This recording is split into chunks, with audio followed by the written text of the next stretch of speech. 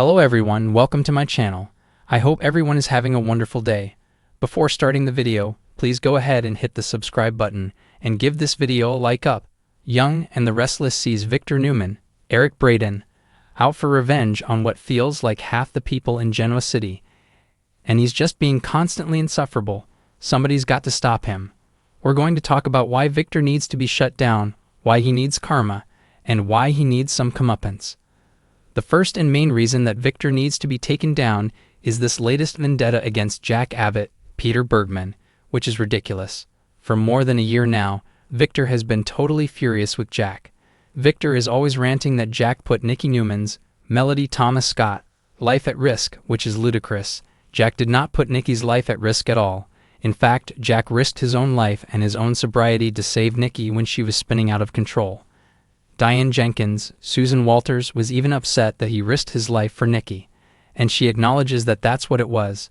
Nobody agrees with Victor's ridiculous accusations about Jack, not one Newman, especially not Nikki. Literally, nobody else in Genoa City except Victor thinks this. He has manufactured a reason to hate Jack. It's like he pulled this lame reason out of thin air. If we're trying to justify this story-wise, Victor was salty because Jack saved Nikki when Victor could not. Victor was actually enabling Nikki to get drunk at home because he kept booze in the house, knowing she was off the wagon. Victor refused to send Nikki to rehab after Jordan Howard, Colleen Zenk, pushed her off the wagon, and everybody knew that Nikki needed to go, but Victor kept saying no. Even all of Victor's kids have said he's wrong for hating Jack based on this flimsy reason.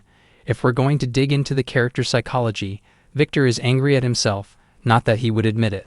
Honestly though, we think it's just bad writing on Young and the Restless.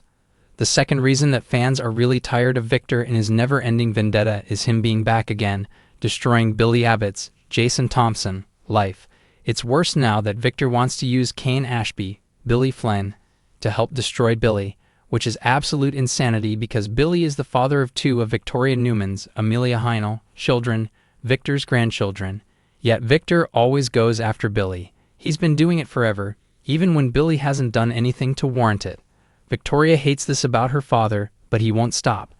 Billy was pretty much minding his own business, running Chancellor, and Victor just decided to be a jerk and take it away because he could. He did a lot of lying, scheming, and dirty things to steal that out from under Billy. Of course, Victor will never be happy if Billy has anything good in his life. We're not necessarily Team Billy. We're not huge fans of this version of the character. We love the Billy Miller version of him, but this version we find problematic. At the same time, we're not Team Victor right now at all, so we'll take Billy over Victor at the moment. While we don't think Billy can take Victor down on his own, we do think Kane could help Billy do it. Victor needs to be put in his place on Young and the Restless.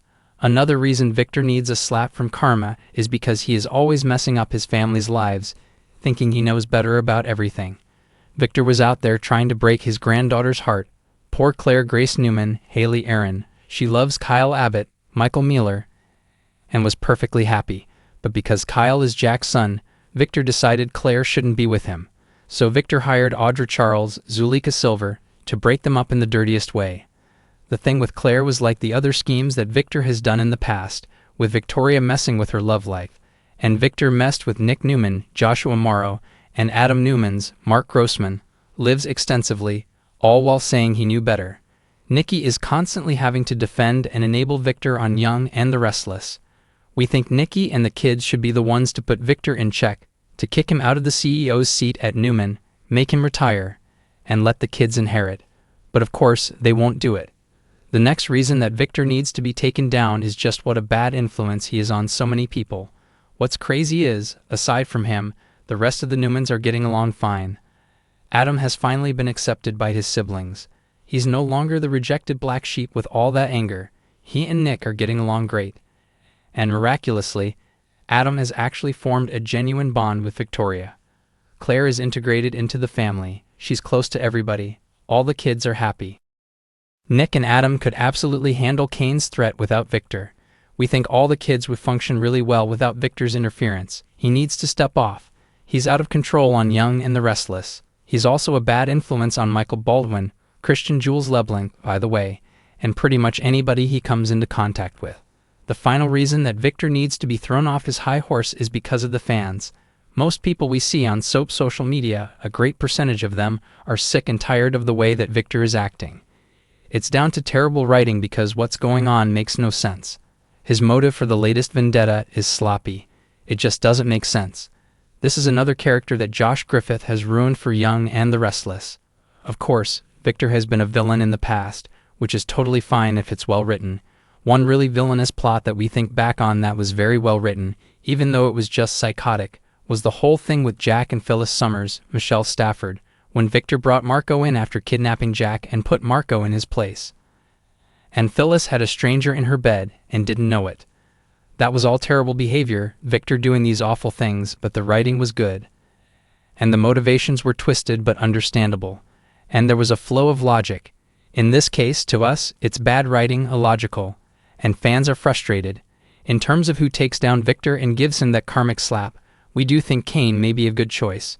Even though his own family should do it, they won't. But Kane has tons of resources, and he's willing to play dirty. So for a lot of reasons, many that we listed, and more that you can probably think of, Victor really needs to get a comeuppance at the hands of the new guy who is back in town. Even if Kane does take Victor down, it won't last. The great Victor will never be completely destroyed, and we don't want that. But he needs a big fat reality check, knocked down about 5 pegs, so maybe he won't be a full-on jerk all the time. Kane might be the one to do it. Something needs to change with Victor. It's no fun to watch him anymore because you can't justify his behavior. And so it's really cringy, and it's turning a lot of fans off. It's a shame because Victor remains a fan-favorite character, even when he's dark and villainous, as long as the writing is good. We've been hoping something is going to change now that Jill Farren Phelps is back on the producing team, but so far we haven't seen it. Fingers crossed. Victor Newman has reigned over Genoa City for decades, but even titans eventually stumble. His iron grip on Newman Enterprises, endless manipulations, and refusal to let his children lead have created cracks in his empire. This time the downfall feels inevitable, with Nick and Victoria pushing back, Adam refusing to be sidelined, and enemies circling. Victor's health and judgment are also being questioned. For years he's been untouchable, but his arrogance may finally cost him everything. The Young and the Restless is setting the stage for a dramatic shift, proving even the mustache can't outmaneuver fate forever.